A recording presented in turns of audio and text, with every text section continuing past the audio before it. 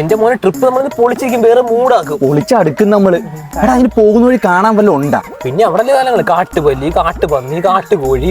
എടാ കാട്ടുകോഴി പറയില്ല കേട്ടാ. അതെന്താ? അത് ഇവിടെ ഇരിക്കുവല്ലേ? കാട്ടുകോഴി കാട്ടുകോഴില്ല, ബാക്കിയെല്ലാം കോഴിയുണ്ട്. രണ്ടും കൂടി ഇരുന്ന് എനിക്ക് തൂക്കുവാണല്ലേ?